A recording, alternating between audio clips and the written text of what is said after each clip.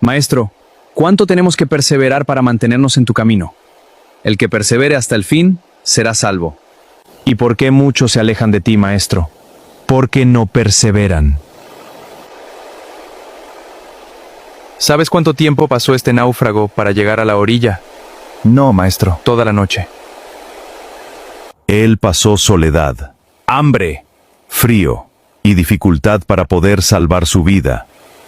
Y su fe era su única esperanza de llegar a la orilla. ¿Qué pasa si él, ya viendo la orilla, deja de luchar y se deja vencer por el cansancio? Si muere tan cerca de la orilla, ¿habrá valido la pena todo su esfuerzo? No, maestro. Así sucede con todos los que han creído en mí y no perseveran hasta el fin.